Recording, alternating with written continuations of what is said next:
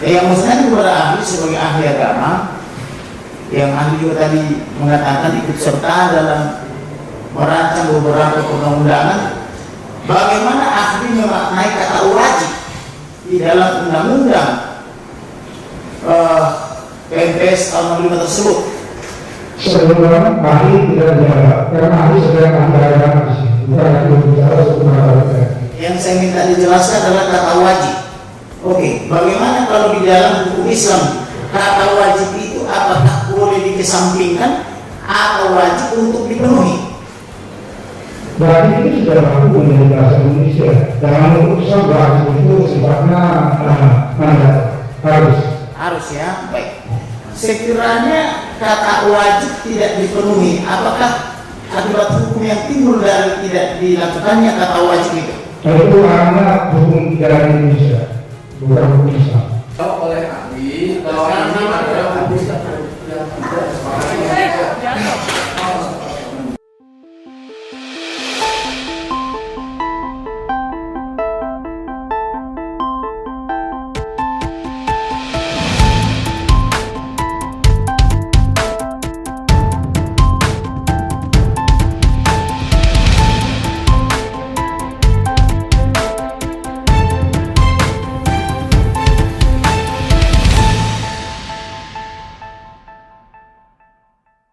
Kemudian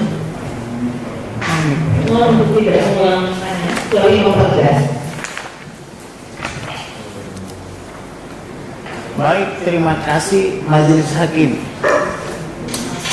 Saudara ahli, saya membaca biografi ahli adalah berlatar belakang sarjana hukum, betul? Saya profesor ya. Pertanyaan saya, dalam ilmu hukum pidana ada asas yang menyatakan ensrat jurisdiktur. Bisa ahli jelaskan itu? Iya, saya ahli agama pendidikan Islam. Bagaimana? Pendidikan saya di sini ahli agama. Oke. Enggak, saya tadi melihat latar belakangnya. Iya, tapi saya ahli agama. Baik. Kemudian sebagai ahli agama Islam ya? Iya. Berarti fokusnya kepada agama Islam. Iya. Terkait dengan terdakwa ini, didakwakan pasal 156 junto 156A huruf A. Yang mau saya tanyakan adalah, karena ini menyangkut dugaan atau sangkaan penodaan agama, apakah ahli bisa menjelaskan tentang persyaratan-persyaratan yang diatur oleh Undang-Undang Nomor 1 PNPS tahun 1965 tentang pencegahan penyalahgunaan dan atau penodaan agama atau Undang-Undang penodaan agama terkait penerapan pasal 156 dan 156A tadi? Huruf A? Satu sisi ya, ada di situ. Coba ahli jelaskan. Karena salah satu pemilihan kita lihat orang agama itu, kalau seseorang dengan sengaja menyalahgunakan salah satunya simbol-simbol agama, terutama yang berkaitan dengan iman, itu sudah didapatkan dalam keputusan ulama majelis ulama se-Indonesia terkini pada bulan November tahun 2021, termasuk menyalahgunakan atau menghina rukun iman. Salah satunya adalah percaya kepada Nabi dan Nabi Muhammad. Berkali-kali Nabi Muhammad mengatakan sesatlah kemudian setan segala macam, jadi sudah terpenuhi unsur-unsur, salah satu unsur penodaan agama. Baik, yang mau saya katakan adalah bahwa di dalam Undang-Undang PNPS Nomor 1 Tahun 5 tersebut, khususnya pada pasal 2, ada kata wajib secara hukum untuk memberikan peringatan terlebih dahulu oleh Kementerian Agama, Menteri Dalam Negeri, Kejaksaan Agung maupun Kapolri terhadap seseorang yang mau disangkakan atas dugaan pasal 156 156A huruf A. Yang maksudnya kepada ahli sebagai ahli agama, yang ahli juga tadi mengatakan ikut serta dalam merancang beberapa perundang-undangan. bagaimana ahli memaknai kata wajib di dalam undang-undang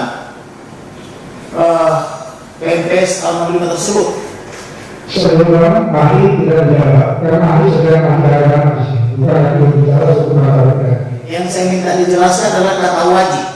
Oke, bagaimana kalau di dalam hukum Islam kata wajib itu apakah boleh dikesampingkan atau wajib untuk dipenuhi? Wajib itu sudah berlaku menjadi bahasa Indonesia. Dalam hukum Islam wajib itu sifatnya mandat, harus. Ya, baik. Sekiranya kata wajib tidak dipenuhi, apakah akibat hukum yang timbul dari tidak dilakukannya kata wajib itu? Itu karena hukum dalam Indonesia, bukan hukum Islam. Kalau dalam hukum Islam diabaikan bagaimana? Sudah dijawab oleh Mahir. Baik. Kemudian saya mau bertanya kepada ahli terkait dengan Islam itu sebagai agama damai atau rahmatan lil alamin. Apakah seorang yang bukan Islam boleh membaca Al-Quran, hadis maupun fikih? Boleh dalam konteks ilmu, bukan dalam konteks hukum. Boleh dalam konteks ini. Iya, ilmu. Baik. Kemudian pertanyaan saya berikutnya adalah terkait dengan salam. Banyak teman-teman muslim yang menganggap bahwa salam assalamualaikum warahmatullahi wabarakatuh itu sebagai salamnya muslim, betul? Iya. Baik. Apakah salam itu boleh diucapkan kepada orang non muslim? Tidak ada Karena saya beberapa kali menyambut pejabat negara, katakanlah di gereja, mereka ketika memberikan sambutan, padahal di situ 100% non muslim, mereka juga mengucapkan salam itu. Iya. Bagaimana menurut ahli? Kami tidak menjawab, ini kebijakan pejabat. Kebijakan pejabat itu maksudnya apakah itu sah atau bagaimana? Kami tidak menjawab, karena itu pejabat negara pasti memiliki hukum-hukum tersendiri. Tapi saya tetapkan, dasar pejabat itu sudah hukum. Kalau saya ini ilmuwan, hanya memiliki hukum. Bagaimana bila salam itu digabung? Misalnya presiden atau menteri atau gubernur, bupati, wali kota misalnya dengan semangat menghargai, salamnya itu digabung keseluruhannya, mulai dari assalamualaikum warahmatullahi wabarakatuh, salam sejahtera, nama budaya, dan seterusnya. Bagaimana menurut ahli itu? Karena sering saya jumpai juga pejabat-pejabat belakangan ini mengucapkan itu secara serentak. Yang ahli katakan tadi, yang kritis itu adalah mengubah bentuk salam dengan Yesus. Kalau mengucapkan salamnya boleh ya? Kami tidak menjawab. Baik. Kemudian yang mau saya tanyakan lagi kepada ahli, bisakah ahli jelaskan mana membaca, mana mengalih bahasakan atau menerjemahkan, dan mana yang menafsirkan di dalam memahami suatu katakanlah Al-Quran, hadis atau fikih? Berarti dalam ilmu arti dan menuntaskan itu sudah dapat permainannya sudah antum bagaimana kebenarannya. Saya kasih contoh misalnya ketika terdakwa membaca surat 72 Al-Jin 19, Iya. lalu dibacakan alih bahasanya atau terjemahan Indonesianya versi Kementerian Agama, apakah itu bisa dikatakan sebagai menafsirkan tapi membacakan alih bahasanya? Quran itu Allah, terjemahan itu adalah orang manusia. Maka terjemahan Quran itu Quran. Kita tidak bisa mengikuti itu saja karena kita yang harus bertanggung jawab.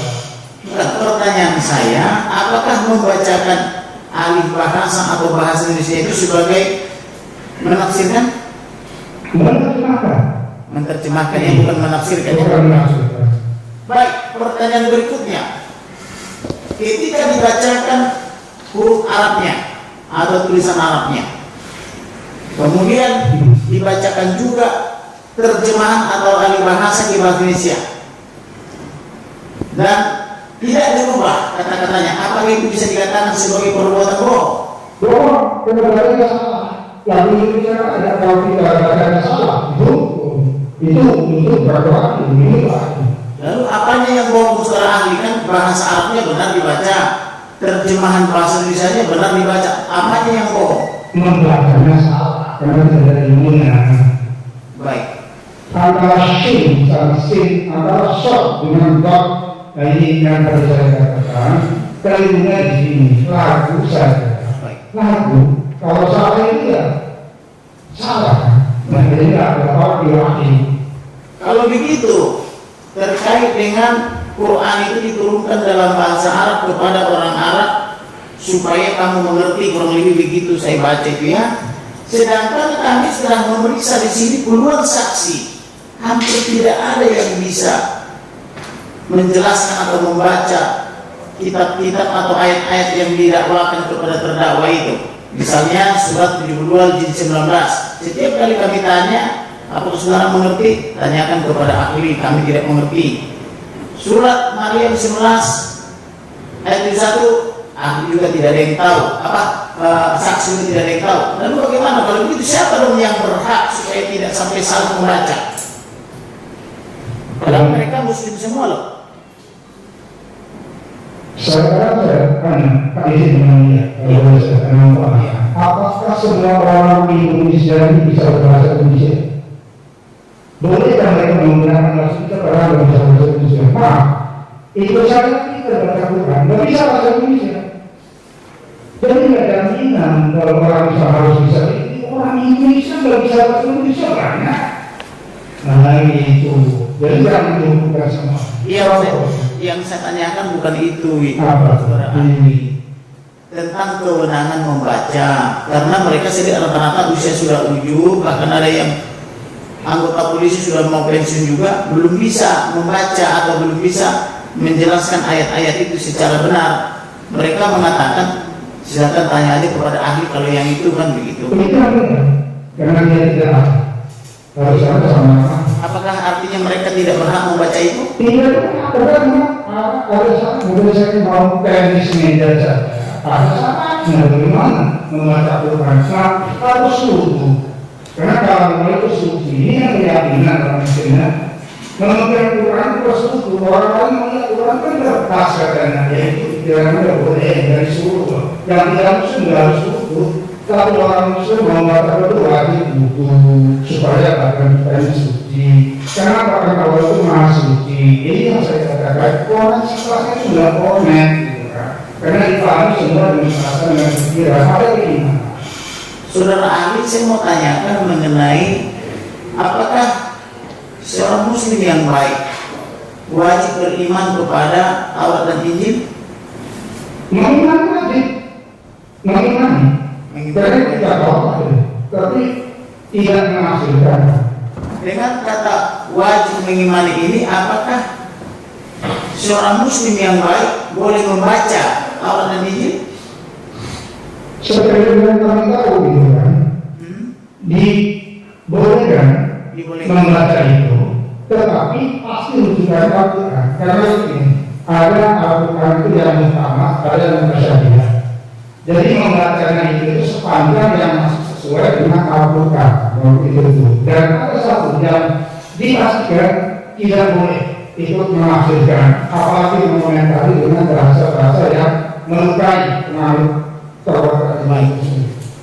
Dengan umat muslim beriman kepada Taurat dan Injil, apakah umat Yahudi dan Nasrani boleh membaca Al-Quran?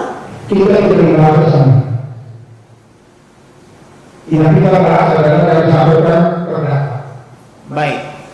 Kemudian, karena di video-video terdakwa itu banyak menyebutkan bahkan mungkin sampai puluhan kali tentang Isa putra Maryam. Yang mau saya tanyakan kepada ahli, apakah Isa putra Maryam itu sama dengan Yesus di dalam Injil?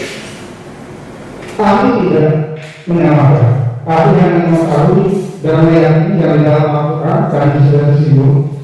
Kira-kira 25-26 kali disebut selalu diikuti dengan Isa yang untuk memastikan bahwa Isa itu adalah putra Maryam. Tidak ada yang. Pertanyaan saya bukan itu. Apakah Isa putra Maryam di dalam Al-Quran itu sama dengan Yesus atau Isa Al-Masih yang ada di dalam Injil? Di dalam Al-Quran tidak ada yang menamakan, karena Yesus tidak ada Tuhan. Apakah sosoknya berbeda, maksudnya pribadinya berbeda? Tidak sampai ke sana. Pokoknya Nabi Isa itu Nabi, tidak mempersoalkan ketuhanannya. Karena Nabi sama dengan Nabi yang lain. Bedanya beliau tidak memiliki ayat. Tapi pribadinya sama ya? Tidak ngomong gitu. Oh tidak sama juga, berbeda. Baik. Saya mau tanyakan kepada ahli, barangkali bisa menjelaskan.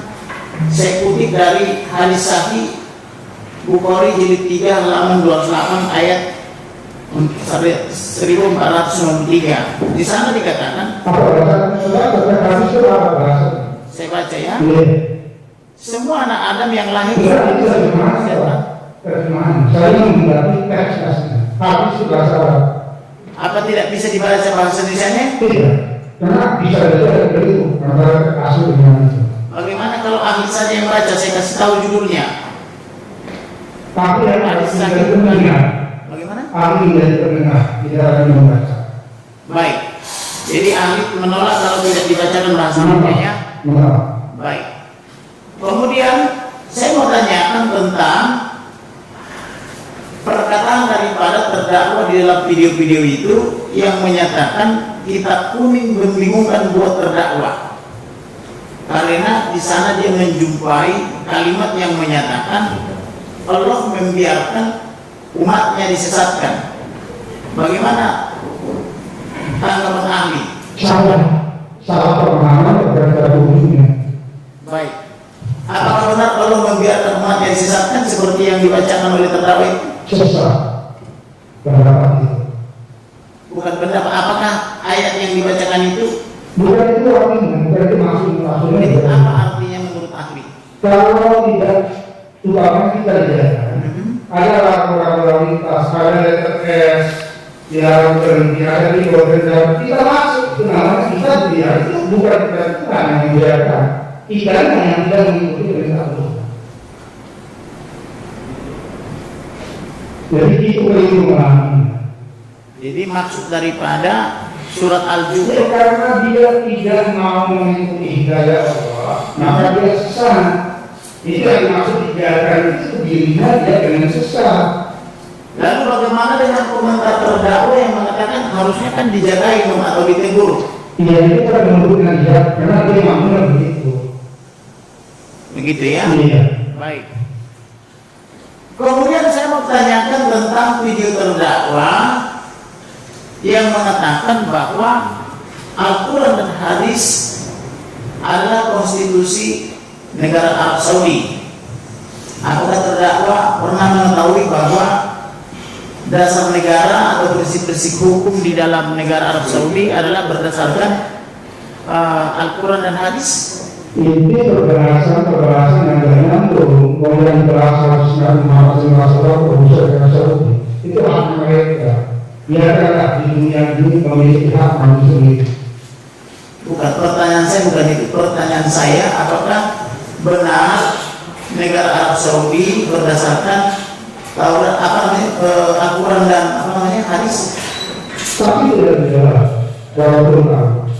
Ahli bisa jadi dia penjelasan. Oh masukan. Kita masukkan ya. Nah. Iya. Silakan saudara ahli. Yang tadi saya tanyakan. Tidak ada relevansinya pertanyaan ini dengan perkara kekurangan. Relevansinya dengan video yang tadi ada 7 video dari dakwah terdakwa. Tidak ada relevansinya dengan keberadaan Indonesia yang tidak berdasarkan peraturan dan berdasarkan sebuah konstitusi. Itu menyerang negara Arab terserah urusannya terdakwa. Yang saya tanyakan ahli, Iya. apakah Arab Saudi itu konstitusinya adalah Al-Quran dan hadis? Saya tidak dalam pertanyaan ini. Ahli tidak mau menjawab. Iya. Baik. Kemudian saya mau menanyakan tentang video lain dari antara 7 video yang diputarkan oleh jaksa penuntut umum kemarin. Di sana dikatakan bahwa jangan mau diperalat oleh Arab kan kurang lebih gitu ya, atau jangan mau dijajah begitu. Kaitannya dengan adanya kegiatan naik haji, umroh dan sebagainya. Pertanyaan saya, apakah dalam berangkat ke umroh itu ke sana maupun haji itu mengeluarkan biaya yang sangat besar seperti yang dikatakan oleh terdakwa harus memberikan devisa yang sangat besar ke sana? Besar kecil itu relatif saya tidak ada uang atau besar mungkin berbeda. Sekarang untuk harus ada belasan tahun lebih murah Ya, baik. Kemudian apakah betul bahwa ada agen-agen dan pemutar-pemutar komisi ketika pergi ke sana? saksi tidak mengetahui. Baik. Kemudian kaitannya dengan terdakwa ini informasinya pernah tinggal di Arab Saudi bersama keluarganya kurang lebih 10 tahun. Barangkali ahli pernah mendengar orang-orang yang menjadi TKI, menjadi TKW di Arab Saudi, mereka juga pulang-pulang sudah bergelar haji atau hajat. Pertanyaan saya, apakah orang yang pergi naik haji menjadi tenaga kerja, baik TKW maupun TKW berhak untuk berhaji di sana? Atau ada larangan? Islam Muslim berhak untuk haji dan diberi kesempatan oleh pemerintah tersebut. Baik. Karena rukun Islam. Karena rukun Islam yang kelima ya. Baik. Kemudian ahli tadi mengatakan bahwa semua nabi sejak dari awal beragama Islam, betul? Menurut yang Al-Quran. Baik. Apakah yang menjadi syarat untuk masuk Islam? Menurut ahli, membaca 2 kalimat syahadat, saya underline. Bila demikian kalimat syahadat apakah yang diucapkan mulai dari Nabi Adam sampai dengan Nabi yang terakhir, sedangkan Muhammad baru lahir 1444 Hijriah yang lalu? Yang pertama sama masyarakat yang kedua beda karena Rasulnya beda. Seperti saya katakan dari presiden Soekarno sampai presiden Pak Jokowi. Jadi syahadat ya berarti mereka mengucapkan satu kalimat syahadat. Terjemahan ada Nabi Allah begitu. Apa yang salah dengan itu? Apakah syahadat yang dimaksud satu kalimat syahadat itu sama dengan Sema Israel Adonai Echad? Saya tidak bicara dari pandangan Islam. Dari pandangan Islam ya. Baik. Kemudian bicara tentang video daripada Muhammad PC yang lain tentang penghilangan atau usul terdakwa tentang penghilangan kolom KTP kolom agama dari KTP yang menurut terdakwa itu sering menjadi polemik dan sebagainya karena tiap kali entah memperebutkan itu kekuasaan atau pekerjaan sering menjadi objek penyalahgunaan. Bahkan tidak sedikit juga politisi-politisi hebat dari berbagai partai politik juga pernah menyinggung hal itu. Bagaimana menurut pendapat ahli? Apakah itu bisa diterima atau tidak? Tadi saya katakan hukum itu ada filosofi, ada normatif, ada yang prosedural. Kalau usulan itu bukan dalam selama, ada mekanismenya lewat peraturan perundang-undangan. Jadi itu tempatnya yang tidak pas. Tempatnya yang tidak pas ya. Lalu kemudian terkait dengan kebebasan umat berpendapat yang dijamin oleh konstitusi pasal 27, 28, 29, apakah terdakwa ini tidak berhak mengajukan pendapat seperti tadi atau memaparkan pendapatnya? Kita ini mengenal hak dari bahasa pemerintah, tapi dibatasi oleh hak orang lain, bukan semau kita, bukan semau keinginan kita. Dari kata-kata itu tidak bisa dipertanggungjawabkan. Bagaimana orang sebelumnya diajari seakan-akan semuanya sesat ini yang benar cuma aku ini. Itu adalah hadis terjadikan. Pada hadis yang jelas, nafas Al-Quran birohi, ayat bihalan akifah ya bahwa makna minanna. Orang yang dengan sengaja menafsirkan Al-Quran dengan kemauan sendiri, otak mesin kemauan sendiri, itu tempatnya di neraka. Itu hadisnya. Jadi Kalau kita itu bicara sesuatu kita tadi saya contohkan seorang pelawak walaupun merasakan maaf misalnya si ada pelawak dikatakan mulutnya juga apa segala itu bagian itu karena memang dia sedang menghibur orang lain bukan itu. Kalau ini tidak tempatnya. Jadi kalau salah tempat salah juga. Kita pakai semau kita kebebasan tidak orang lain. Undang rasa kita betul sudah menjamin, tapi dibatasi oleh juga hak orang lain. Baik, pertanyaan berikutnya adalah, saudara tadi keberatan ketika ada video ditanyakan oleh jaksa terkait dengan ciri-ciri, kemudian karakter, kemudian tanda-tanda kenabian dan keistimewaan beserta mujizat Rasulullah Muhammad SAW. Yang mau saya tanyakan kepada ahli, apakah pernah membaca buku karangan Ibnu Katsir? Oh itu saya ajarkan, Diajarkan ya. Baik, bisa saksi melihat di sini ini ada buku namanya Samail Ar-Rasul. Samail Ar-Rasul ini di halaman 51 sampai dengan halaman 85. Buku ini resmi ada di Perpustakaan Negara Indonesia, ada di toko-toko besar seperti Gramedia.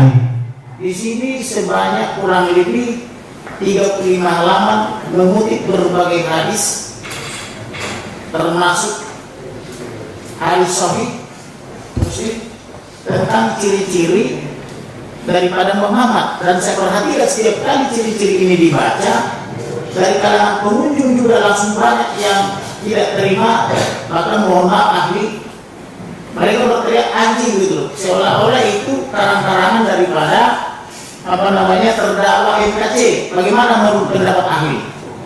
Ini yang saya katakan tadi. Ya. Umpamanya saya ini kelahiran kampung Pak. Ya. Kalau Jakarta itu tahun 60-an.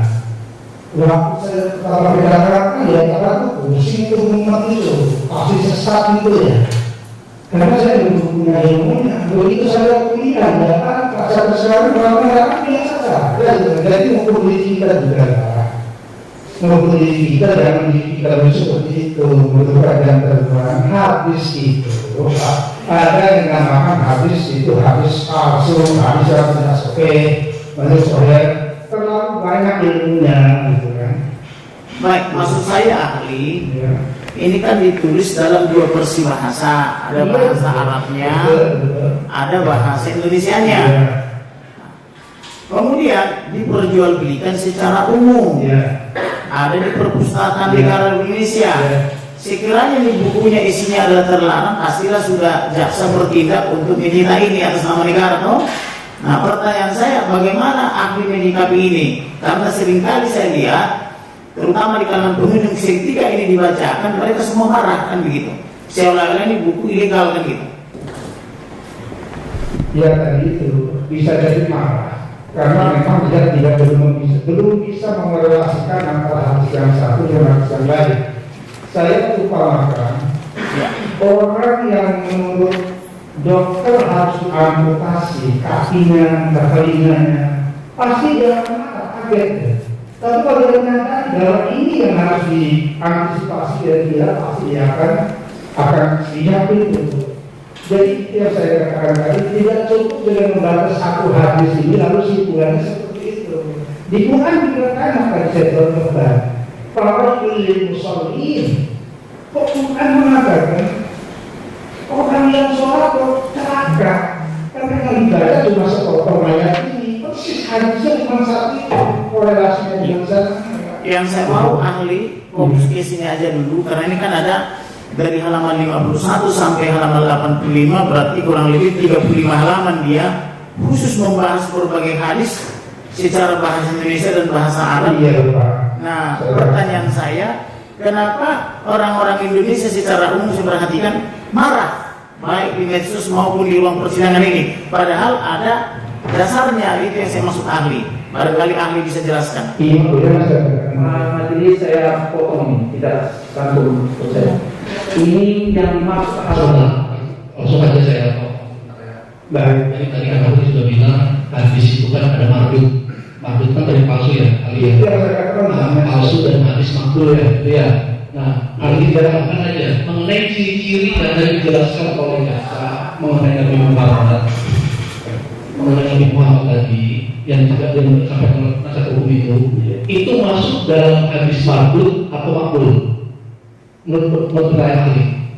setidak-tidaknya ini bukan hadis yang muttafaqun alaihi, Pak. Ya cukup. Iya. Artinya apa itu? Misalnya ahli Kita orang tidak konsensus semua mengakui hadis itu walaupun ada salah Bukhari. jadi hadis itu tidak disepakati oleh ya Apakah tidak lebih baik ahli periksa dulu hadisnya itu? Karena ini kan banyak hadis. ahli maaf berbeda ya. Takutnya nanti Kenapa? periksa So, dulu. biar file. Iya. Tadi Dia depan. kalau depan doang ya, ini kan diperdebatkan ya masalah ciri ini. Baik, ahli tidak. Sudah diingat ahli ya. Kalau dari SMK Bapaknya mau ke depan.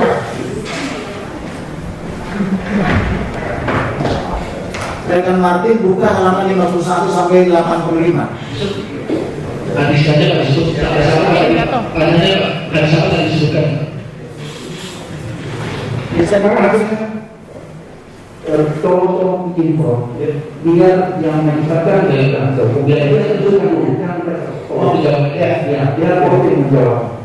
Hadis apa yang nanya? Udah ciri Nabi Muhammad. terakhir di antara kedua pada halaman 57 ini ada Dibacakan ya. Ya. Jika aku memandang Rasulullah, Dia tidak mengerti bahasa Arab. Pak. oh tidak mengerti aku ya. Iya. Jika aku memandang Rasulullah, maka bukankah kedua matanya bergerak dari bukan gelap. Ya.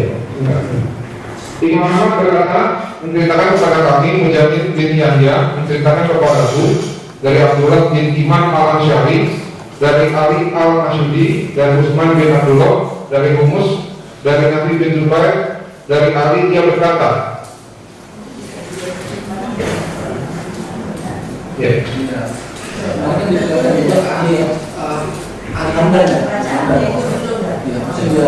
dia baca dengan itu boleh. Silakan. Rasulullah tidak pendek dan tidak tinggi, besar kepalanya dan dagunya, tebal kedua telapak tangan dan kakinya, serta besar tulang-tulang sendinya, wajahnya merah-merahan, panjang bulu dadanya, dan jika berjalan maka seolah-olah dia turun dari bebatuan. Dan aku tidak pernah melihat orang seperti beliau sebelum itu dan sesudahnya. Apa gimana? Pas sebelum dijawab lagi, sebelum dijawab yang dibuat oleh terdakwa bertolak belakang dari ini. Saya baru baca yang jelas ini. Ada satu tambahan lagi. Saya sesuai dengan tambahan. Tolong, Muhammad itu karena saya berenang tentang ini. Muhammad itu kepalanya besar, matanya besar, alisnya tebal, jenggot lebat. Kalau jalan membungkuk, seperti orang sedang mengajak, itu ciri-ciri Muhammad. Kalau menengok, belok semua dengan badannya. Jika saya berkata, Jangan dipaksakan yang membunuh dengan yang dituduhkan. Berarti di halaman 51 ada. Tidak sama yang dituduhkan. akan dijawab oleh ahli bahwa ini adalah hadis yang tidak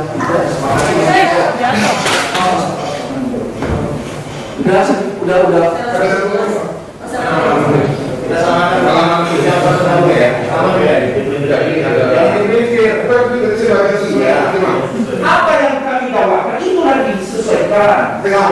boleh kita bacakan terjemahannya? Kami tidak terima. Rasulullah itu besar kerangka tubuhnya, kulitnya kemerah-merahan, tebal kedua telapak tangan dan kedua telapak kakinya, Beda. besar janggutnya, panjang bulu dadanya, besar tulang-tulang sendinya, berjalan seperti di tempat berlutut, badannya berdiri ke depan saat berjalan. Tinggi pendek dan tinggi-tinggi, aku tidak pernah melihat orang seperti beliau sebelum beliau atau sesudah beliau. Sedikit jelaskan dulu. Kita sepakati dulu, jadi tidak ada kalimat bengkok yang mulia. ya. Nah sekarang ini baru masuk antara ahli pasal itu juga. Itulah bohongnya.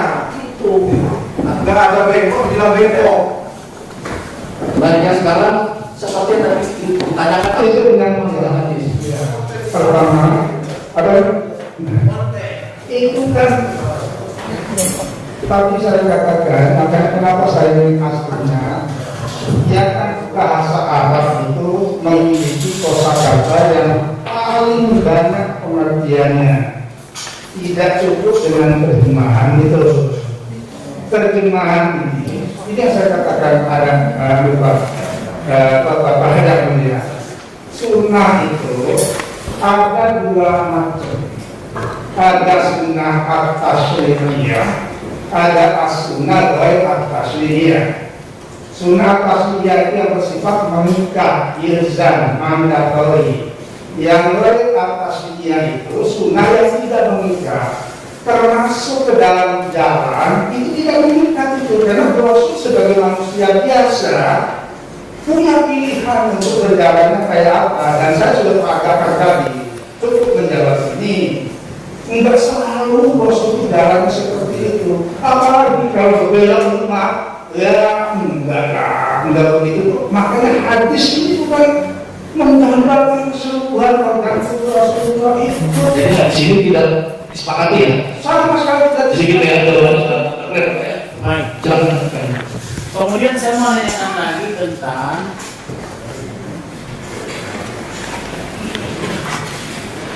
apakah Allah itu benar berfirman? berkalam kalau bahasa Quran. Berfirman itu kan berfirman. Kalau itu sama dengan berfirman atau beda?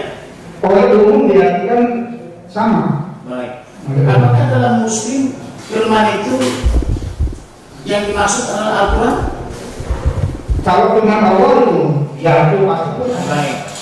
Tapi ada juga hadis namanya hadis kunci. Itu yang saya katakan tadi masih banyak yang mulia. Itu adalah daripada Quran. Oh iya, karena itu yang bisa. Kemudian selain berfirman, apakah Allah itu juga punya roh?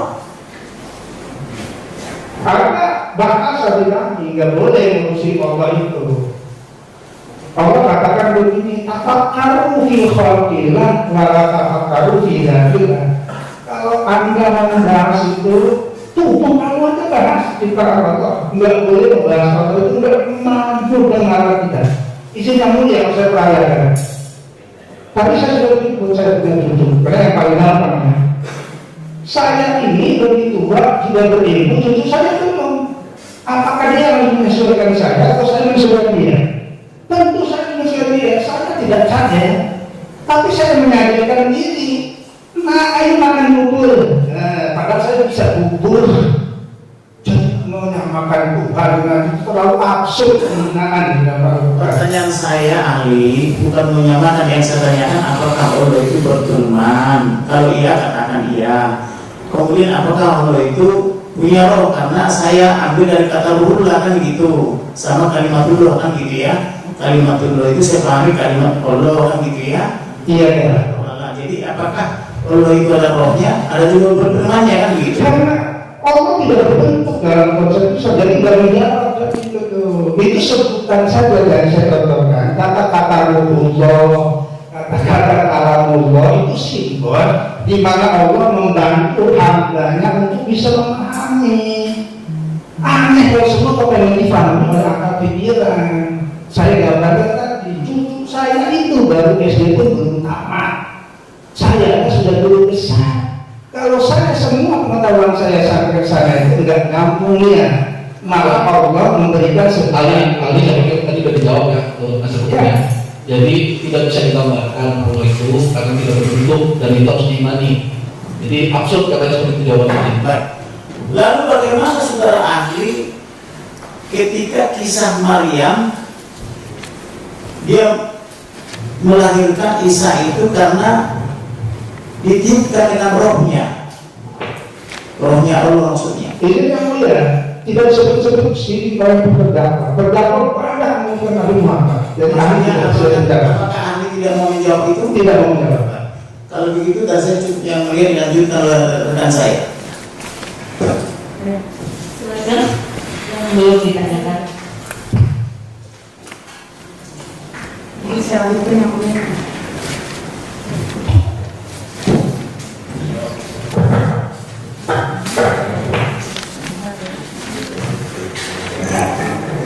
Semakin dulu kalau bisa.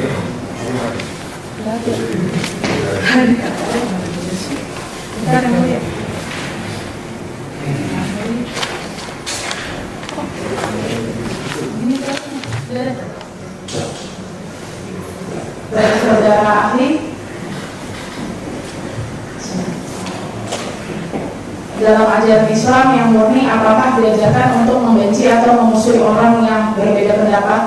Tidak ada.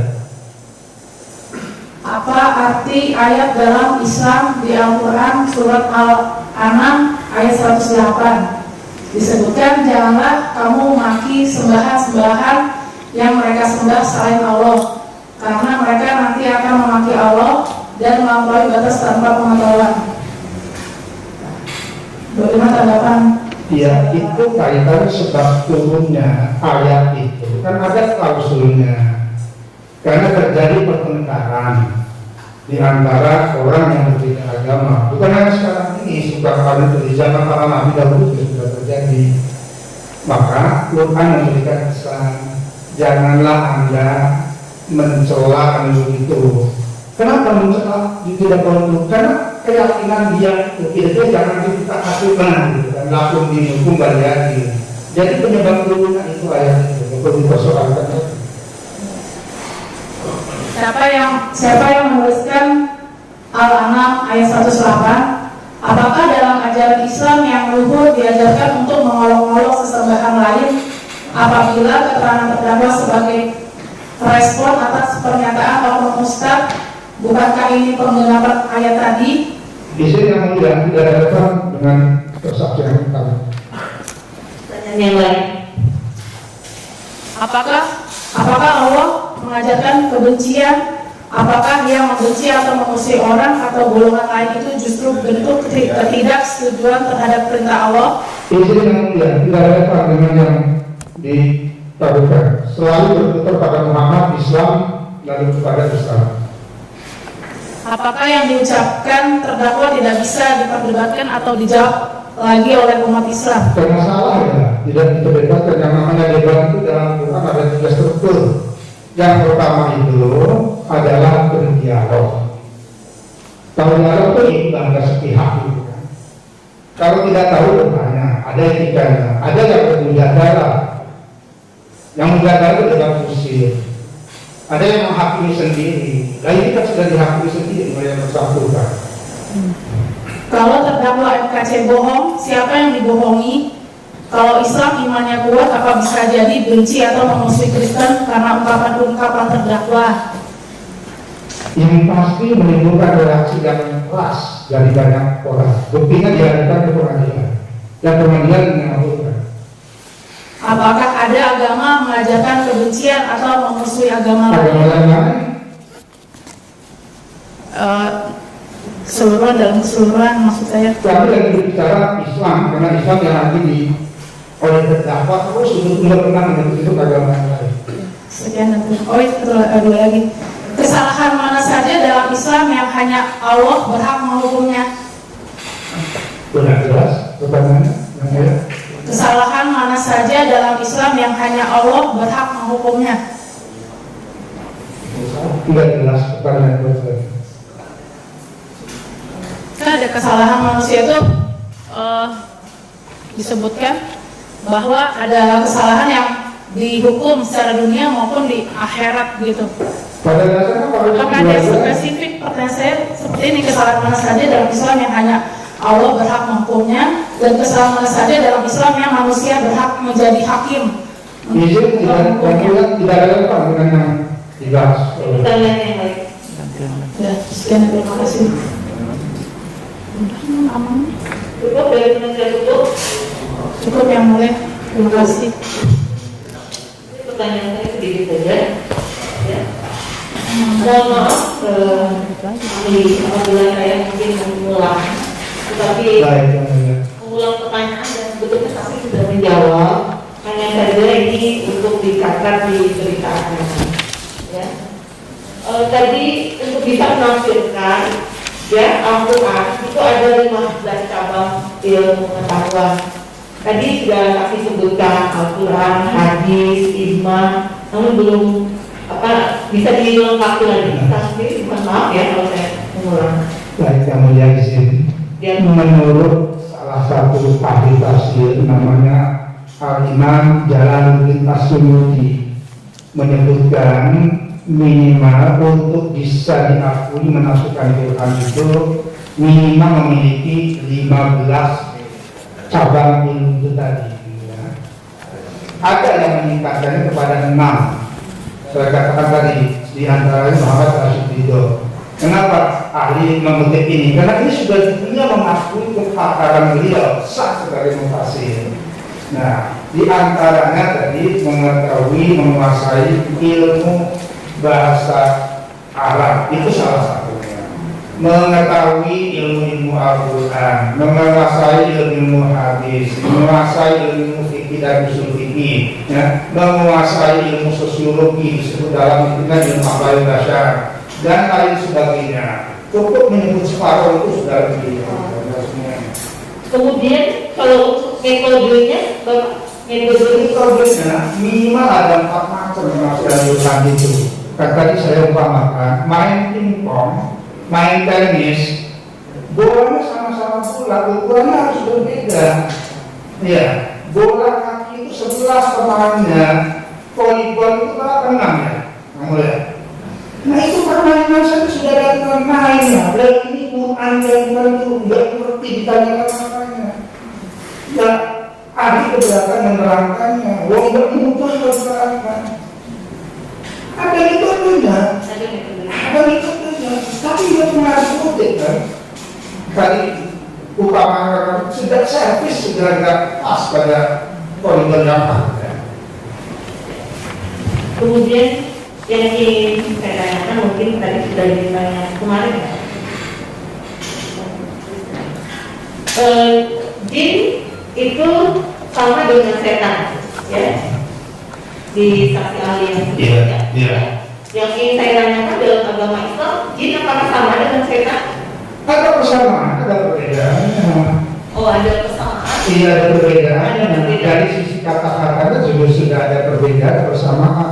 Kalau al-jin itu secara harfiahnya artinya gelap gulita. Setan itu bangun dan jauh, gitu kan. Tapi personifikasinya kan ada kesamaannya, sama-sama dari api. Menurut Quran.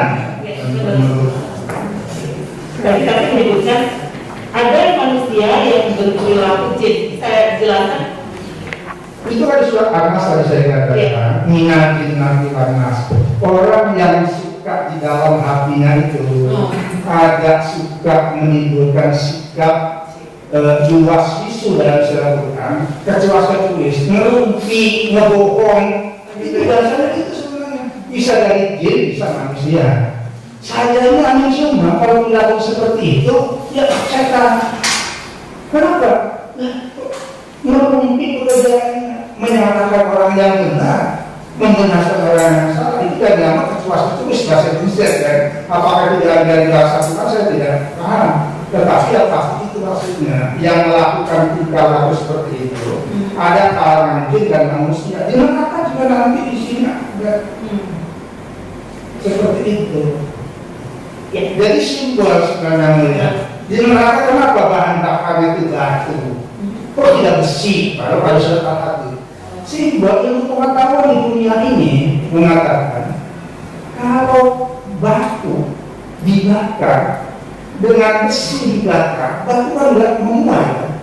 Itu artinya ilmu pengetahuan hebat bahasa bukan itu. Saya katakan tadi itu bahasa pilihan itu muah itu, makanya harus suci dunia itu nggak terjangkau dengan nafsu kita ini, apalagi yang di dalam diri yang punya amarah. Jauh lah gitu kan, jauh. Kalau suci itu nanti dimakan mati Islam nggak memaksa orang lain. Maka saya pun harus butuh kalau mau baca Quran itu. Sholat itu butuh dan itu besar salatnya. Jadi nggak bisa diukur dengan diri kita semua. Wajar kalau umat Islam itu mohon banyak yang tersinggung, marah segala macam. Makanya sudah diproses didikai, sudah datang itu cukup. Tadi saya gambarkan. Kalau anda sudah bercerai dari istri anda atau anda sudah Islam, ngapain anda modal itu? Nah, ini gambaran bahasa gitu. Itu yang. Terima kasih. Dilanjutkan oleh baik, kami Profesor jelaskan mengenai poin-poin dari konten yang disiarkan oleh terdakwa di video umumnya, begitu juga oleh penasihat hukum. Saya tidak mengulang keseluruhan tambahan, tapi saya mau menyampaikan kepada ahli begini. Terdakwa ada menyampaikan pada pokoknya Nabi Muhammad itu dikerumuni jin, ya. Tetapi dari ahli yang kita dengar kemarin, ahli Pak Hamdan, ahli Hamdan namanya, itu menyampaikan di surat Al-Jin ayat 1. Ini kalau saya bacakan artinya bagaimana? Baru ya. Dibacakan apa Al-Jin? Al-Jin. Insya Allah saya Apa? Terdakwa mengatakan Nabi Muhammad itu dikerumuni oleh jin. Tapi dalam surat Al-Jin ayat 1 terdakwa sebutkan artinya. ya kan seperti dikatakan Sekarang apa? Jangan kita terjemahkan. Ya. Qul uhiya ilayya annahu istama'a nafarun minal jinni. Itu kan bunyinya itu. Artinya apa? Artinya Allah memberikan wahyu kepada Muhammad, qul itu katakan Muhammad. Ya. Uhiya ilayya, diturunkan wahyu kepadaku. Annahu istama'a nafarun minal jinni, bahwasanya segelintir atau sekelompok ini yang ya sudah saya jelaskan. Seakan saja Ifa ada nama atau ada jamaah sepak bola langsung artinya ada biar kita. ya artinya itu. Jadi karena itu ya ada sebagian diri itu yang muslim yang mukmin mengagumi ketika mendengar Al-Quran. jatuh di situ datang atau mendengar Al-Quran. Sama tidak artinya dengan yang dikatakan oleh terdakwa. Nabi Muhammad salah.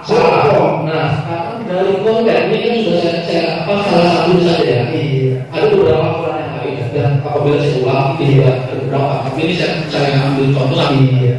Apakah itu ditafsirkan atau menerjemahkan? Menerjemahkan secara literal serta harfiah. Bisa saya artikan dari ada ahli ya bahwa itu menerjemahkan itu adalah hanya kata bahasa. Kalau menafsirkan itu pemahaman yang betul yang mana? Pemahaman akan Karena kalau tadi aku kita sampaikan itu pemahaman. isinya ya. Ya. Ini pendapat ahli, Ya. tidak terpengaruhi dengan pendapat yang lain. Silakan dilanjutkan. Pemahaman itu baru akan dipahami hasil kesimpulan kalau sudah ada penafsiran. Maka bisa disepakati itu penafsiran atau terjemahan? Terjemahan, baca terjemahan literal. Terjemahan itu ada yang tafsir dan dua macam. Terjemahan yang dilakukan oleh terdakwa menafsirkan Terjemahan ya, yang oleh mayoritas mufasir salah hukumnya. Bahkan ada yang mengatakan yang dikeluarkan oleh terdakwa. ya, Ada ayat Al-Qur'annya, iya. kemudian dipikir oleh terdakwa dikeluarkan melalui lisan. Iya, itu salah dia mengambil pemahaman tanpa penafsiran. Konteksnya itu apa? Penafsiran. Bukan, dia menyimpulkan dan penafsiran. Kalau dalam yang namanya penafsiran itu begini yang mulia maaf. Ini bukan dari maaf ya. Yang namanya penafsiran itu menjelaskan mulai dari maksud kosakata sampai pada relevansinya dengan kata lain, kalimat lain, ayat lain, sampai surat lain. Maka Quran itu kan nuqatil wahidah, satu kesatuan yang utuh dan menyeluruh. Saya katakan tadi, uang 1 miliar, uang 1 rupiah, gaya 1 miliar, bukan seperti itu. Jadi kalau seandainya itu hanya memotong satu ayat, itu tetap Sebenarnya salah. itu menerjemahkan. Kan menerjemahkan copy paste kan itu seperti berhadiah. Kalau menerjemahkan berarti hanya menyalip kan gitu. Gitu loh. Yang terjemahan bukan yang satu atau kata, bahkan jangan baca gitu kan.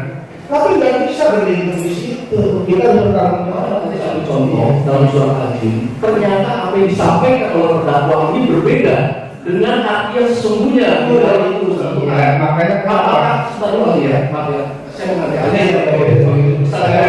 Saya dalam mengambil di sini, hakim tetap yang memimpin persidangan. Oke. Mohon maaf, Pak. Maksud saya, apakah itu termasuk dalam konteks menafsirkan? saya katakan tadi tidak menafsirkan. Tidak menafsirkan. Ya, karena menafsir itu menguraikan mulai dari kata, kemudian kesimpulannya, ada sabab usulnya, ada munasabah dengan lain. Kalau ini menyimpulkan apa yang dia mau, maka tadi saya katakan Ini menyimpulkan, menyimpulkan. bukan Bukan. Bukan punya terdakwa motif. Menafsirkannya tidak ada, dia berpersepsi. Berpersepsi. Persepsinya salah. Maka namanya tadi itu hadis Nabi itu pada bahwa agamanya ini yang dilarang ini menurut hadis. Oke, jadi terdakwa itu menurut ahli adalah berpendapat yang dia atau menyimpulkan. Berpersepsi. Jadi kalau menyimpulkan memang conclusion Pak, jenisnya itu nanti bahasa tafsir. Ini persepsi. Ya, persepsi. Nah, sekarang pernah dengar istilah mufasir? Itu memang sudah istilah baku Bapak. Bahasa Indonesia sudah banyak. Ya. Kalau seperti itu, mungkin kan ada orang yang tidak tahu kali ya. Kalau itu boleh tahu artinya itu mufasir itu? Mufasir itu orang yang menafsirkan Al-Quran juru tafsir. Juru tafsir. Iya. Berbeda dengan orang menyimpulkan. Yang berpersepsi. Oh, saya beda. Beda. Iya. Terus kalau untuk orang menyimpulkan itu artinya nggak? Oh, pasti. Harus bukan Pasti. Kan ada langkah-langkahnya. ada langkah-langkah. Kalau tadi sudah di apa namanya saksi simpulkan bahwa itu berpersepsi dan berbeda artinya. Bukan beda, salah. Iya. Salah juga. Iya, kalau beda itu ada masalah. Dari itu tafsir, beda itu dari macam. Ada istilah kata mabuk, ada istilah kata ber. Ada yang berbeda cuma sebutannya. Jadi jengkol bahasa Sunda. Barang satu kan? Pari, padi. Bahasa Inggris rice untuk nasi. Itu namanya cuma beda istilah, tapi maksudnya sama. Tapi yang salah itu kata adok. Ini adok ini. Nah. Kalau untuk berpersepsi terhadap suatu nilai dalam agama, itu ada tujuannya. Kalau tujuan pasti ditanya sama yang mengungkapkan, yang mulia. Yang mengungkapkan adalah terdakwa ya. Dia ini saya ada sama ahli. Dia dalam KTP beragama Islam, akan tetapi telah dibaptis. Nah, dalam hukum Islam itu bagaimana? Apakah masih dapat dikatakan sebagai seorang muslim? Tidak. Tidak. Nah, apabila itu dilakukan oleh orang yang bukan beragama muslim, Penipuan. penipuan. Penipuan. Pemuda muslim masalah muslim. Dalam hukum Islam, apabila beda sudah pindah agama itu, banyak berbagai desa, termasuk warisnya. Tapi kadang-kadang Maksudnya tidak ada. Tadi sudah dikatakan betul bahwa ini sudah bukan lagi orang muslim. Iya. Karena sudah dibaptis. kan beliau mengaku ya. Tadi masuk dalam konteks saya terkait orang yang berpersepsi terhadap penipuan nilai agama itu oleh seorang muslim. Itu apa tujuannya? Tahu nggak? Ya tujuan yang saya katakan karena kalau dari kita kan tidak boleh mengangkat hati orang banyak. Ada namanya kaidahnya nahkumu bitawahid. Itu hanya dibolehkan mengambil pemahaman dari seorang terutama dari sisi lahiriah.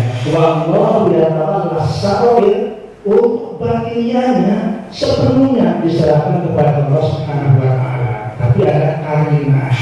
Saya katakan ini jelas dikelihatan yang diulang-ulang pertama adalah Nabi Muhammad, simbol kenabian Islam. Karena orang yang Muslim tidak mengakui Muhammad sebagai Nabi dan Rasul.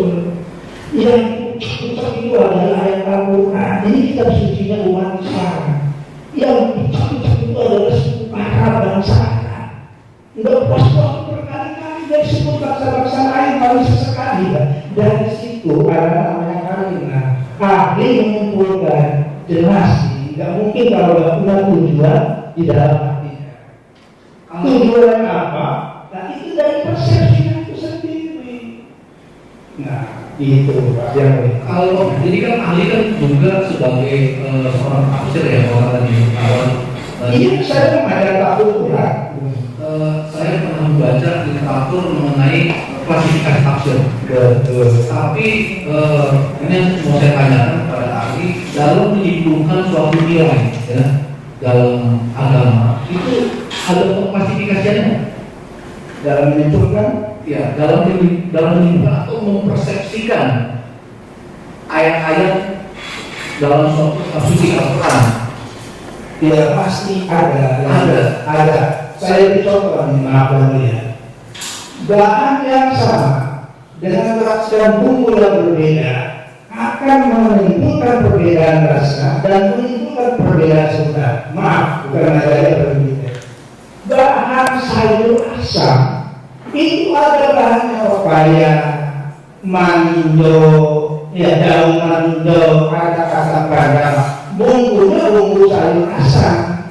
Pasti namanya sayur asam, rasanya asam. Tapi walaupun pepaya dia dicampur dengan yang lain, dibikin roti, bumbunya roti. Dalam keterangan persidangan itu harus dapat dimengerti ya maksudnya. Oh iya. Jadi bisa langsung saya singkat saja ya. Ini klasifikasi dalam bentuk tafsir. Ya. Apakah ini sama atau tidak dengan metode dalam mempersepsikan? Kalau saya hanya mengenali ada tidak dalam persepsikan ya. Satu harus ada sumber tafsir, sumber apa namanya yang akan dipersepsikan. Apakah itu harus ada? Bukan itu harus ada sumber dan harus ada proses. Ada sumber, Harus ada proses. Proses ini mendaki metodologi, namanya madhari tafsir. Ada metodologi. Dari saya contohkan untuk bingung saya ada semua ada. terus kemudian saya juga lagi Namanya prinsip yang mulia orang tafsir. Artinya kaidah penafsiran. sumbernya ini bisa nggak disandingkan dengan kitab suci lain? Oh tidak. Seperti itu hanya untuk yang memperkuat. Ibaratnya ada mana yang ini Kalau kita ambil pendapat atau penilaian ahli tadi ya, ini teori ya, iya. jadi teori apa namanya penggunaan itu. Kalau untuk sumber dan Al-Quran dalam Ada yang pertama kurang sama. sama gunungnya dulu, Al-Quran dan Al-Quran misalnya. Apa seperti itu? Proses. Kalau ini terdakwa tidak, Tidak. apa yang saksi lihat tadi? Iya yang saksinya tadi hanya ahli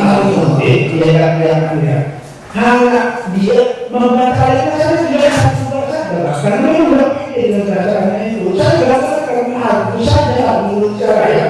Kalau saya menyanyikan itu sangat pasti selok di mana orang masa lagi saya dengan bilang kita maaf Indonesia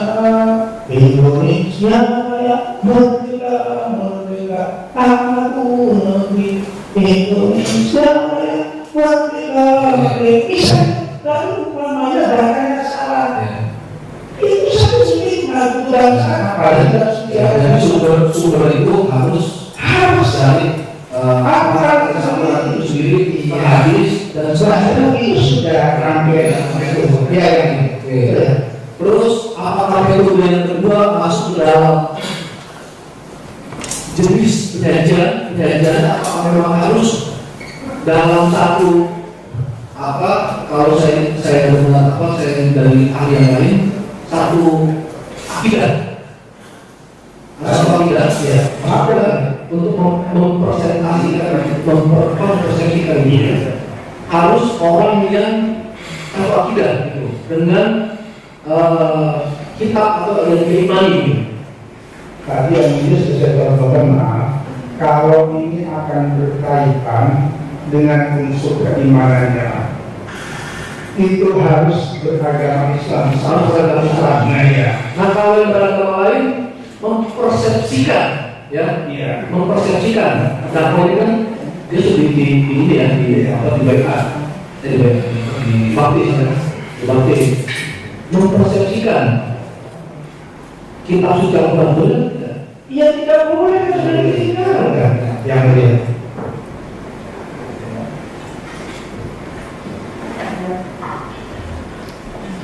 Lain kali ya. Tadi kan ada beberapa, kalau saya tadi memberikan contohnya surat rajin ya, tapi ada beberapa yang tapi memakai seperti ini kan kayak sama gitu ya. Apa ini pertanyaan dari kuasa hukumnya tadi yang mencapai kemudian itu dapat menimbulkan keresahan nggak? Dapat menimbulkan keresahan nggak? Tapi sudah saya jawab dan mulia. Bukti kan di perkara pengadilan itu sudah ada mekanisme. Ini kan dari prosesnya. Iya. Yang namanya akibat dari Itu jelas kan mulia. dihasilkan oleh terdakwa. Iya. Melalui media itu Iya. dan dia orangnya Iya. itu dapat menimbulkan keresahan tidak? Sangat dapat menimbulkan keresahan. Siapa yang merasa diresahkan? Di media sosial itu banyak. Kami sebagai pengajar sendiri tanya. Saudara. Oh masih Nah, Islam. jelas. Terus kemudian kerukunan beragama, Apa? kerukunan beragama. Pasti akan ganggu. Kenapa? Karena menyebutkan persona dan representasikan Islam. Kalau orang bijak, kalau Islam itu menyebut persona, saya katakannya mungkin urusan pribadi. Tadi saya contohkan yang mulia maaf. Seorang suami marah sama istri. Ada anak-anak dimarahin juga karena bahasanya itu kodar kalau siapa saya dengan bagi buka. Itu yang saya katakan ada mutadal hak, ada mutadal makro. Sudah saya gambarkan. Kalau seorang pelawak, ya tidak akan dihukumi. Itu contoh gambaran di rumah tangga ada itu. Yang mulia. Bagaimana dengan umat yang cuma ada juga yang tidak merespon. Nah, ada yang kurang dari itu. Udahlah, anggap saja. Maaf, ini bahasa ungkapan kerja anjing menggonggong, kafilah tetap berlalu. Ada, tetapi masyarakat bangsa ini maju, bukan hanya antara agamanya. Jadi bukan agama ini sudah maju. Dan satu lagi pertanyaan saya, dari yang saksi lihat dari video itu mengenai pemahaman terdakwa terkait dengan mempersepsikan kitab suci Al-Quran mendalam atau tidak? Nah, Tadi kan ada 15 apa? Dari 15 pengetahuan, dari 15 orang ini dia 40 kali terdakwa pengetahuan. iya, maka kalau boleh yang dia sejak awal kalau tidak main sudah harus didiskualifikasi. Itu manusia. Ya itu kalau dalam kalau persidangan itu harus berjalan di Bali. Oke, ya, jangka. Makasih Ali ya.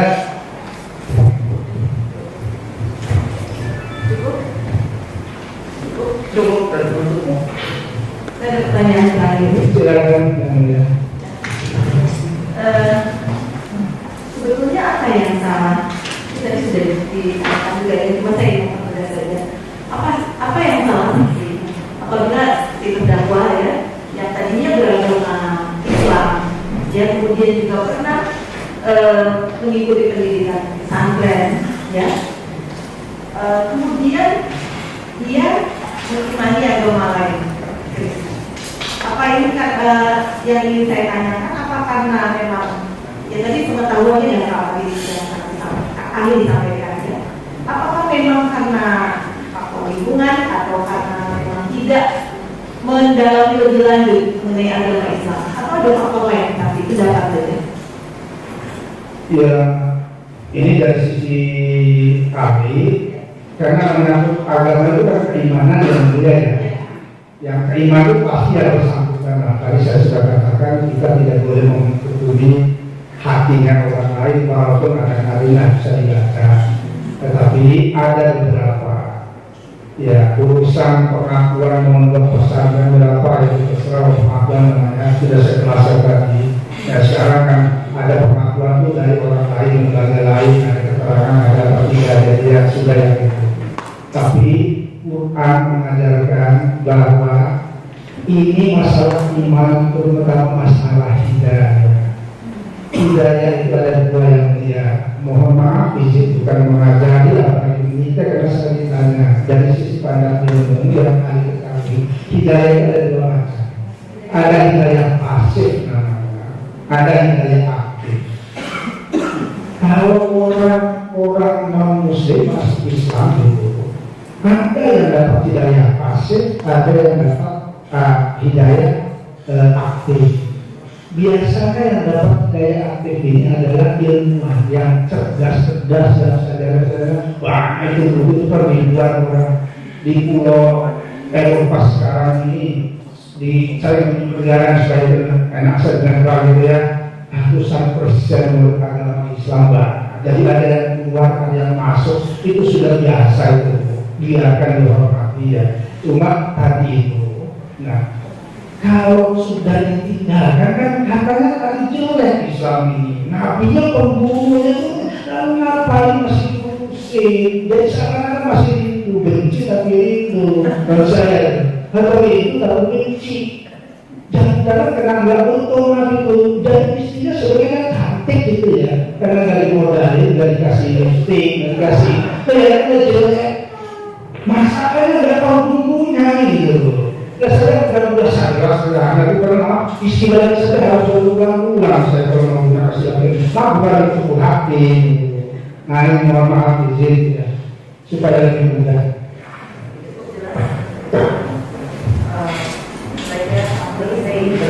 Jadi kalau dalam Al-Quran itu kan ada hal di mana di setiap ayat gitu ya, ada Allah misalnya berfirman dengan mengucapkan hal seperti itu ya.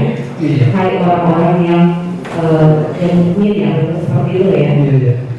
Itu bagaimana maksudnya apa dimaksud dengan mukmin itu? Gitu kan hai orang yang beriman atau mukmin atau gitu ya. Dengan yang Anda akan masuk ke dalam orang-orang yang kafir ya. Hai orang-orang kafir begitu dalam kata-kata dalam Quran ya, dan musyrikin begitu. Kita menjelaskan itu bagaimana? Kalau di dalam Al-Quran yang mulia dalam surat Al-Baqarah akan saya bacakan pertama, orang yang mengimani rukun iman yang lima termasuk mengimani para nabi dan rasul itu adalah orang mukmin. Ya. Lalu ada orang yang tidak mengimani secara keseluruhan, ada sebutannya, disebut ada kali kafir. Kafir itu tidak percaya sebenarnya, tidak percaya bahwa Tuhan itu maha ngomong. Itu juga kenapa kedengaran orang tersinggung kata kafir itu. Itu bahasa Quran, bahasa kita itu atau tidak percaya. Kan benar tidak percaya. Bahasa Qurannya kafir. Nah, kafir ini dibagi kepada dua dari sisi ada. Ada kafir ahli kitab namanya, min ahli kitab. Ada kafir musyrik. Kafir ahli kitab ini dalam banyak hal sama dengan orang-orang beragama Islam, mengakui keadaan Allah gitu kan, walaupun persepsinya berbeda-beda, mengakui ada malaikat, mengakui. Saya nulis dalam buku saya, maaf kalau boleh saya matematika, yang ahli kitab ini yang percaya kitab-kitab Allah yang lain, Taurat, Injil, Zabur dan Suhuf, dan saya tahu itu sampai seperti itu. Itu maksud saya untuk menggambarkan secara keseluruhan dari ada ahli kitab. Ini dimungkinkan orang mungkin menikah dengan orang ahli kitab, lepas dari perbedaan. Tapi kalau yang musyrik itu bisa dia tidak bertuhan sama sekali atau Tuhan banyak. Nah ini kan ada perbedaan kan, memahami agama itu untuk kepentingan internal dalam rangka membedakan apa beda orang mukmin dalam konteks ini. Saya katakan dari Nabi Adam sampai agama ini, kan saya orang ganteng gitu, yang ulama tahu ajaran baru itu. Aku Nabi Adam itu ada diakui. Tapi nanti yang ahli kitab saya lebih cuma sampai Nabi Musa, Nabi Isa dari aku, Nabi Muhammad apalagi. Lalu mungkin yang di dalam Al-Quran sebagai istilah Nasrani. Nasrani mengakui siapa yang Nabi Isa bahkan dituhankan dengan sebutan tadi itu. Isa mengakui Isa itu Nabi, Isa umatnya. Kami mengakui Muhammad dan setiap muslim pasti mengakui Nabi Isa. Belum tentu yang mengakui Nabi Isa itu Muhammad. Bisa tulis di sana. Jadi kalau saya nilai kan saya katakan bisa jadi lebih 100 karena ada yang kurang ini. Jadi minimal dia mengingkari kerasulan Muhammad, apalagi sampai membenci gitu kan. Nah ini di situ, maka saya katakan panjang cerita nggak semudah itu. Maka saya katakan kenapa itu persepsi, Muhammad dia ada itu, gitu kan. Bukan dialog dengan mudah kalah rasa Tuhannya. Itu yang orang itu.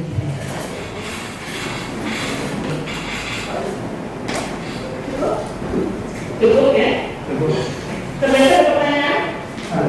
Ada? Terima kasih yang mulia. Yang terhormat Profesor, saya ingin bertanya, apakah betul rukun Islam itu ada 5? Hotelnya berapa? Jadi begini. Jawab saja. Ahli. Yang sudah dilakukan tadi dari hati saya rasakan. Baik yang terhormat Profesor, saya setelah persidangan ini akan habiskan. Setelah identitas saya statusnya non Islam, saya tidak akan menyinggung lagi Quran dan hadis. Kemarin saya berani menyatakan bahwa membaca Quran dan hadis karena saya masih merasa orang beragama Islam dan background saya adalah pernah belajar di pesantren. Itu saja. Jadi, yaitu pertanyaannya rukun Islam itu ada 5. Karena tadi yang terhormat jaksa penuntut umum saya mengatakan bahwa rukun Islam ada 5. Kemudian saya katakan dengan bahasa Arabnya, kalau Islam khomsatun, kalau pesantren itu khomsatun, kalau bahasa Arabnya itu khomsa. Khomsa itu artinya 5. Nah, kemudian kemudian Pak ahli mengatakan bahwa itu tidak berdasar. Saya membaca rukun Islam itu punya dasar yaitu Yahudi.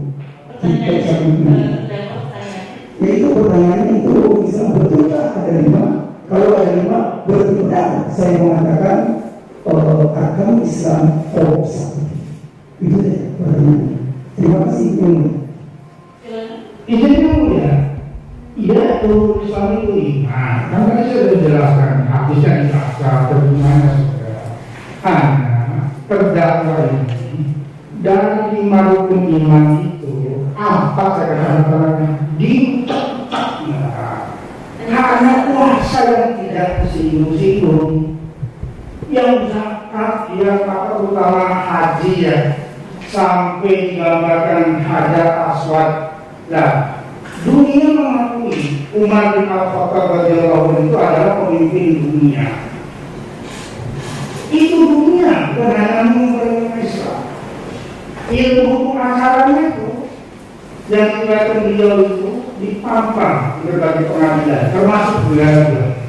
Nah, satu ketika beliau haji, beliau itu adalah kan Hajar Aswad ini batu hitam ini, ya.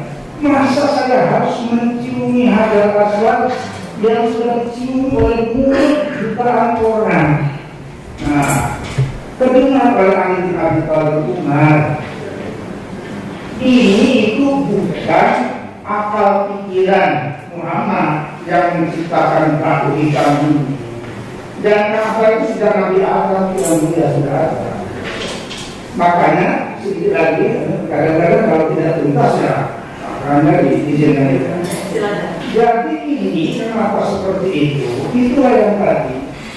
Jangankan urusan agama, filsafat yang pikiran manusia, budaya manusia yang tidak membuat situ banyak orang yang tidak paham karena pintar beliau mengikannya tidak pintar beliau. Jadi sulit kalau memahami dengan yang sedang berdebat bahwa itu karena otak kita itu tergagal. Maka saya katakan tadi itu tidak akan menjawab ini. Itu memahami saja sudah begitu Tuhan apa atau hajar coba Tuhan kayak apa.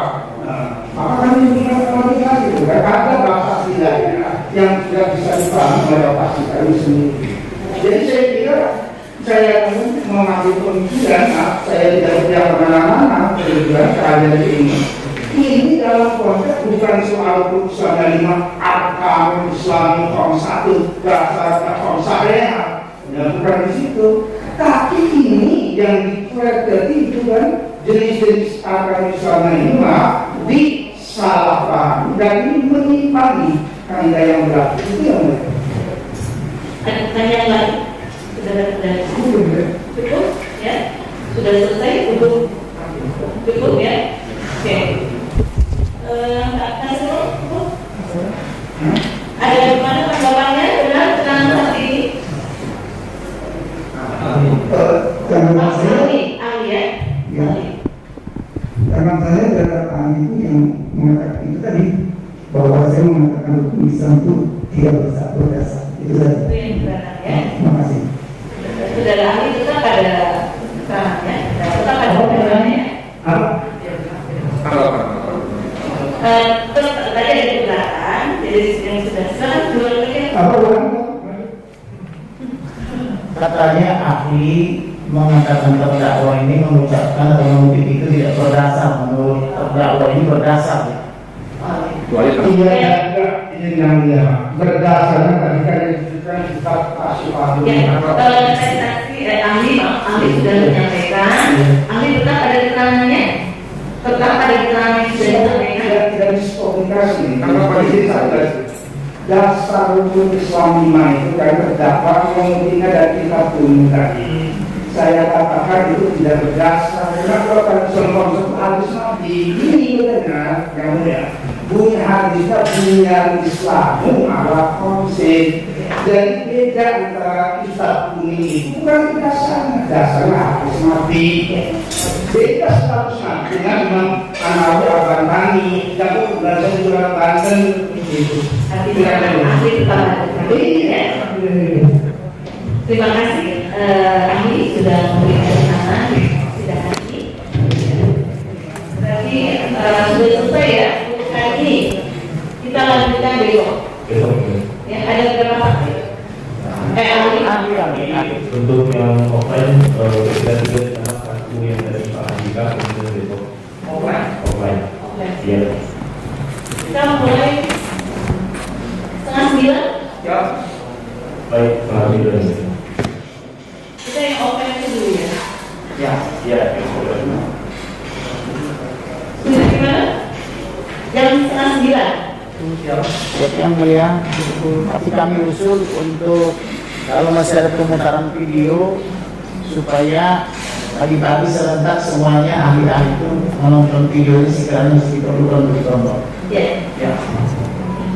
Tapi Berarti sidang sudah besok tanggal 28 ya. termasuk yang online yang mulia ya, sudah ada koordinasi menonton. Bisa dengan yang online? Online belum bisa ya karena untuk jadwal belum bisa disamakan untuk besok. Ya, kami pada saat